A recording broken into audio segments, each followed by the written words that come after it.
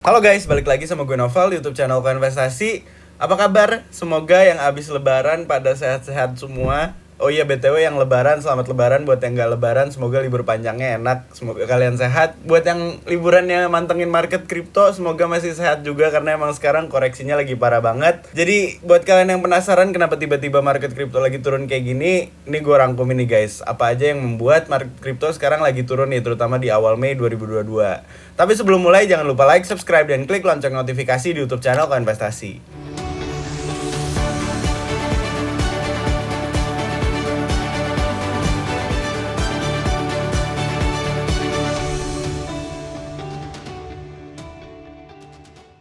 Betul, disclaimer, gue juga lagi agak-agak gak enak body, jadinya agak-agak batuk, jadi mohon maaf kalau agak-agak lah pokoknya.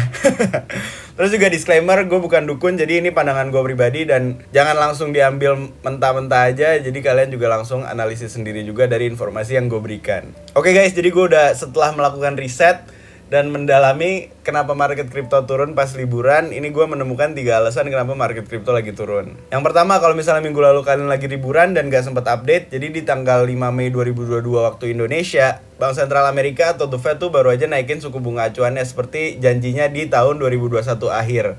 Jadi buat kalian yang nggak tahu, di tahun 2020 sampai 2021 suku bunga acuan Bank Sentral Amerika itu ada di 0% sampai 0,25%. Kenapa rendah banget? Karena emang lagi pandemi dan lagi krisis lah bisa dibilang. Dan tujuannya kalau misalnya nurunin suku bunga acuan tuh biar orang nggak nabung di bank, jadinya orang pada konsumsi atau investasi dan cari keuntungan di aset beresiko kayak kripto dan saham. Makanya waktu itu kripto dan saham lagi pada naik. Dan kenapa bank tuh suku bunganya lagi pada turun? Jadinya tujuannya biar orang-orang konsumsi, biar kalau konsumsi produsennya dapat duit dan bisa produksi lagi dan ujung-ujungnya uangnya muter dan perekonomian tumbuh. Nah, tapi dengan turunnya suku bunga acuan, inflasi itu juga naik karena inflasi itu jumlah uang beredar. Jadinya kalau inflasi naik, ya lama-kelamaan gak bagus juga. Dan ini yang terjadi sekarang, makanya dari suku bunga acuan yang rendah sekarang mau dinaikin dan terus mau dinaikin. Jadi sejak kemarin suku bunga acuannya di 0% sampai 0,25% yang relatif rendah banget, sekarang tuh suku bunga acuannya udah mau naik sampai 0,75% dan 1%. Kenapa dia pakai rentan suku bunga kayak gitu? Karena dia tuh sistem suku bunganya floating, jadi nggak pakai satu suku bunga doang, jadi bisa di jangka suku bunga yang itulah. Jadi kemarin sempat naik dari 0,25% sampai 0,5% dan sekarang naik lagi jadi 0,75% sampai 1%. Nah, yang bikin orang-orang khawatir itu karena The Fed bilang kalau di tahun ini itu tuh naiknya bakal cepet banget. Katanya targetnya tuh tahun ini mau naik dari sekarang 1% jadi 2% sampai 3% di tahun ini. Nah, yang bikin orang-orang khawatir itu kalau misalnya suku bunga acuan naik, ya berarti dolar harusnya nilainya naik karena orang insentif untuk nabung di banknya tuh jadi tinggi lagi. Dan lebih mending nabung di bank daripada cari keuntungan di aset beresiko karena kripto dan saham itu masuknya aset beresiko. Jadinya kenapa orang-orang pada prefer nabung di bank? Karena emang ya kalau di bank keuntungannya udah mulai naik tapi stabil, volatilitasnya nggak tinggi. Jadi keuntungan terjamin walaupun kecil tapi nggak ada volatilitas dibandingkan mereka menjaga kekayaannya si orang-orang kaya ini di kripto dan saham yang keuntungannya tinggi tapi nggak pasti atau volatilitasnya tinggi banget. Jadinya kalau suku bunga acuan mulai naik, ya berarti orang-orang pada cari dolar lagi untuk nabung di bank. Kalau misalnya cari dolar lagi, ya ujung-ujungnya orang pada beli dolar buat ya nabung. Jadinya nilai dolar naik lagi, dan kalau nilai dolar naik itu tuh kripto dan saham ya mulai turun lagi karena korelasi atau hubungannya tuh negatif, dimana aset pengaman tuh ya dianggap fiat seperti dolar Amerika, terus ya aset berisiko kayak kripto dan saham, makanya hubungannya negatif. Dan ini menjadi kabar yang mengkhawatirkan karena 2-3% itu tinggi banget. Dan kalau misalnya kalian mau lihat, ini sejarah pergerakan suku bunga acuannya Amerika, dan bisa dilihat ini emang naiknya sempat tinggi banget semenjak 2015 karena ada taper tantrum. Itu kayak kejadian yang bikin market sahamnya Amerika sempat crash, tapi waktu itu ya nggak terlalu penting lah. Nah, intinya kita ngomonginnya di tahun 2022 nih, karena naiknya ini juga signifikan banget nih, tiba-tiba langsung tak naiknya kencang banget lah. Nah, ini kalau misalnya kalian ingat waktu 2016 sampai 2017 itu kan belum bull market, dan ini masih kayak sideways gitu, dan ini suku bunga acuan ya naiknya tinggi banget, dan kemungkinan hal yang sama bakal terjadi. Jadi kemungkinan besar kalau naiknya kencang lagi, harusnya ya marketnya sideways terus kayak waktu 2016-2015. Jadi ini juga nyambung sama penyebab kedua kenapa market kripto sekarang lagi turun, yaitu penyebab keduanya adalah hubungan atau korelasi antara dolar Amerika, kripto, dan juga saham Amerika. Jadi semenjak kemarin diumumin suku bunga acuan mau naik, dolar sendiri terhadap beberapa mata uang lainnya tuh udah naik nilainya sekitar 1,59%. Jadinya ini menjadi bukti kalau misalnya asumsi teori ekonominya tuh benar-benar kejadian. Kalau misalnya suku bunga acuan dinaikin, nilai dolar naik dan nilai aset beresiko tuh turun, kayak kripto dan saham tuh turun. Karena emang semenjak pengumuman kalau misalnya mau ada suku bunga acuan yang dinaikin, bahkan sejak pertengahan tahun lalu, kalau misalnya kalian ingat tuh omongannya dulu taperingan. Nah itu tuh intinya mau ngurangin jumlah uang beredar dengan salah satu caranya juga dengan suku bunga acuan yang dinaikin. Dan kalau kalian ingat, ini kejadiannya di pertengahan Juni atau Mei, akhir Mei kalau nggak salah, dan ini bisa dilihat naiknya tuh sejak Mei dolar sendiri udah naik sekitar 16%, karena asumsinya orang-orang tuh mikir kalau ya suku bunga acuan mau dinaikin, jumlah uang beredar mau dikurangin, harusnya permintaannya naik, tapi jumlah uangnya beredar tuh kurang, ya harusnya nilainya naik. Jadinya ternyata kebukti benar karena emang sentimennya udah dibuktiin langsung sama whale-whale atau investor besar yang tadi menjaga kekayaannya. Sayangnya karena emang dolarnya lagi naik, ya jadinya aset beresiko kayak saham dan kripto nih turun, apalagi saham teknologi, karena sekarang tuh investor saham teknologi atau investor sektor yang lagi ngetrend sekarang yaitu teknologi emang ya lagi diversifikasi ke kripto juga. Jadinya intinya investor institusionalnya kripto tuh ya investor institusional saham juga, terutama saham teknologi. Makanya kalau saham turun ya sekarang kripto juga ikutan turun. Jadi ini bisa dibuktiin dari pergerakan harganya juga guys sejak awal 2022 ini, dimana pergerakannya nih korelasinya mulai mirip banget.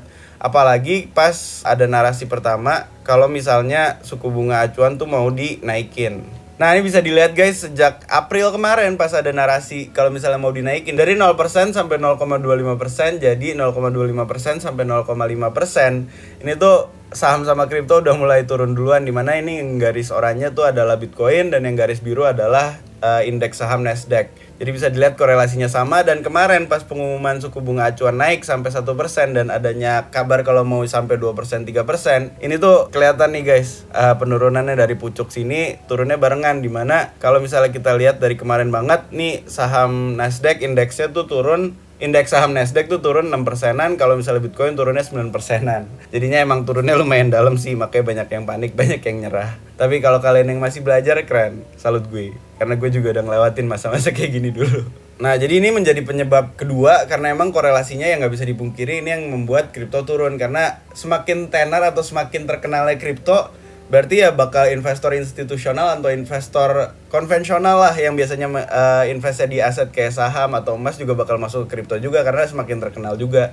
Dan ini buktinya investor saham udah banyak yang masuk ke kripto. Kalau misalnya kita lihat portfolionya, kalau mau digaliin lebih dalam lagi, tapi nggak bahas di video ini karena kepanjangan nanti. Dan intinya ya pergerakannya udah kebukti karena whale-nya udah mulai mirip-mirip, apalagi di tech stocks. Dan apalagi kalau misalnya kalian update, sekarang lagi ada bubble di Silicon Valley, salah satu industri teknologi di Amerika yang isinya startup yang sahamnya kayak startupnya Indonesia lah, kayak Gojek, Tokopedia dan lain-lainnya. Itu kayak kalau di Amerika tuh namanya Silicon Valley, dan sekarang banyak narasi kalau Silicon Valley udah mulai bubble. Jadinya ini kayaknya translate ke sini, makanya banyak yang khawatir juga, dan korelasi dengan kripto kencang jadinya kripto ikut turun juga. Terus sentimen negatif yang ketiga datang dari Rusia, lebih tepatnya dari Bapak Presiden Vladimir Putin. Jadi buat kalian yang belum tahu, di tanggal 9 Mei 2022 alias hari ini mau ada perayaan yang namanya Victory Day. Jadi Victory Day itu salah satu hari kemerdekaan di Rusia yang merayakan kemerdekaan Uni Soviet dari Nazi yang dipimpin dulu sama Adolf Hitler. Kenapa ini jadi sentimen negatif? Karena dalam acara ini biasanya tuh Vladimir Putin pidato, dan sekarang melihat ketegangan yang lagi terjadi antara Rusia sama beberapa negara lainnya, misal Amerika, Eropa, Ukraina, terus sekarang katanya juga nyasar ke Jepang. Jadinya diprediksi dalam pidatonya itu biasanya dia emang kayak ngomong kalau Rusia tuh kuat dan biasanya nyenggol negara lain, dan kalau lagi ketegangan kayak gini senggolannya nih bisa kenceng. Jadinya kalau senggolnya kenceng ya bisa memicu perang lagi lah. Jadi intinya orang-orang pada takut, karena kalau misalnya di teori ekonomi, perang dan wabah itu menjadi dua hal yang menyebabkan perekonomian turun. Dan kalau perekonomian turun, orang-orang disarankan untuk memegang cash, karena kalau lagi krisis, cash is king. Jadi aset investasi biasanya dijual-jualin dulu, karena orang lebih mending megang cash biar bisa hidup dulu, yang penting bisa makan dulu, bisa konsumsi dulu, dan gak mikirin investasi dulu, karena emang marketnya lagi hancur dan perekonomian lagi hancur kalau lagi perang. Dan yang kalau lagi perang tuh yang kena dampak gak cuma negara yang perang doang, tapi beberapa negara yang kena bisa dibilang polusi perangnya, atau misal kayak negara-negara partnernya yang biasanya jadi rekan perdagangan atau rekan kegiatan ekonomi lainnya itu juga bisa kena dampak karena kegiatannya terhambat karena perang tadi. Makanya gak cuma negara yang perang doang, tapi beberapa negara lainnya di sekitarnya tuh bisa kena juga. Makanya jadi sentimen negatif buat aset beresiko kayak saham dan kripto yang biasanya di cash out dulu atau dijual dulu untuk orang-orang bisa megang cash, terutama untuk retail yang biasanya jumlahnya kecil-kecil tapi volumenya banyak. Nah, jadi kenapa ini ditunggu-tunggu? Intinya di pidatonya tuh sekarang orang lagi nunggu apakah Putin akan mulai meredakan tensi perperangan yang sedang terjadi sekarang. Intinya tuh orang-orang lagi nunggu apakah sekarang Putin akan memberikan pernyataan yang meredakan tensi peperangan atau justru meningkatkannya untuk menjadi perang lebih lanjut. Karena sekarang tuh yang lagi jadi satu sorotan terhadap Bapak Presiden Vladimir Putin adalah ancaman terhadap nuklir yang mau dia pakai. Dimana kalau misalnya nuklirnya dipakai, ini tuh perangnya bisa gede lah, intinya bisa jadi perang dunia ketiga. Jadi kalau terjadi perang dunia ketiga dan pakai nuklir, yang kena tuh nggak cuma negara lawannya tapi negara di sekitarnya juga, karena nuklir tuh ya nuklir lah intinya bisa kencang banget, bisa kena kemana-mana. Jadinya banyak orang yang khawatir dan banyak yang takut perekonomiannya juga bakal terhambat. Jadinya ini orang-orang lagi pada nunggu hari ini dan kemungkinan besar ya kalau ada pernyataan yang bikin orang emosi atau menambah perang lagi ya harusnya sih harga mayoritas aset beresiko turun lagi, sorry to say guys. Nah terus kedepannya gimana? Nah kalau menurut gue pribadi ini kemungkinan besar bakal berlanjut sampai pertengahan Mei alias minggu depan lah. Dari data-data yang gue lihat, misal dari kalender makroekonomi, kalender kripto dan lain-lainnya, gue ngeliat sih di kemungkinan besar di minggu depan tuh belum ada sentimen negatif lain yang bisa bikin kripto tuh turun. Jadi ini pendapat gue pribadi, balik lagi guys, bukan saran atau ajakan untuk investasi atau trading. Jangan langsung ditelan mentah-mentah, analisis dulu sendiri karena gue juga bisa salah seperti yang kalian tahu. Jadinya kalau gue pribadi sih ngelihat minggu depan kemungkinan bisa rebound kalau misalnya malam ini Putin gak ngomong aneh-aneh atau gak ada sentimen negatif dadakan lainnya. Karena kalau dilihat dari kalender-kalender data, gak ada publikasi data yang penting, gak ada pidato yang penting di minggu depan sampai minggu depannya lagi. Jadinya ada kemungkinan rebound. Tapi kalau misalnya suku bunga acuan, terkait suku bunga acuan, gue pribadi percaya ini sebenarnya sesuatu yang relatif gimana ya, sesuatu yang agak-agak sia-sia sih jujur, karena ini kalau ngomongin politik dikit, Joe Biden itu adalah presiden yang sosialis banget lah, dia baik banget lah sama masyarakatnya. Jadi dana bantuannya masih digaspol terus, masih dilanjutin. Jadi ya dia tetap nambah jumlah uang beredar, tapi the Fed-nya pengen ngurangin jumlah uang beredar, belum ada sinkron lah intinya. Jadinya jumlah uang beredarnya nggak bakal bisa berkurang kalau dana bantuan masih lanjut, karena ini emang trade off atau dua hal yang harus dipilih lah. Kalau jadi presiden atau pemimpin negara emang susah banget guys, antara nyelamatin ekonomi atau nyelamatin rakyat. Karena kalau nyelamatin rakyat jumlah uang beredar ya harus ditambah biar orang bisa konsumsi atau dapat duit lah buat dana bansos intinya. Tapi kalau menyelamatin ekonomi ya jumlah uangnya nggak boleh banyak-banyak, karena nanti di mata negara lain uangnya tuh jadi rendah dan harga-harga barang untuk diekspor tuh jadi rendah dan ya perekonomiannya jadi nggak naik, nggak tumbuh, nggak dapat pendapatan lah intinya negaranya. Jadinya emang bingung di situ. Jadi selama belum sinkron, menurut gue Joe Biden sekarang masih ngasih stimulus fund atau masih dana bantuan dan suku bunga acuan mau dinaikin ya, jadi kayak belum sinkron, belum bisa lah. Jadinya kedepannya masih bakal terjadi suku bunga acuan yang naik-naik lainnya, dan jangka pendeknya ya efeknya kayak gini, bakal ada crash-crash berikutnya. Jadi gue pribadi masih percaya kedepannya kemungkinan masih akan sideways. Nah kalau dari sesi teknikal, kalau misalnya dilihat dari grafik mingguannya, dilihat sih sekarang Bitcoin masih belum kuat guys. Dan kalau Bitcoin belum kuat, biasanya kripto lainnya bakal ngikut. Jadinya, ini kalau kita lihat sekarang tuh pergerakannya lagi turun sih bisa dibilang. Emang udah break dari support terkuatnya di 35.000 dan sekarang kemungkinan besar menuju 32.000, dan kalau break lagi bisa sampai 28.000, dan 28.000 ini kayak udah maksimum lah, paling murahnya banget kalau menurut gue pribadi, dan dari sini nggak mungkin turun lagi kalau nggak ada sentimen negatif lainnya yang gede banget.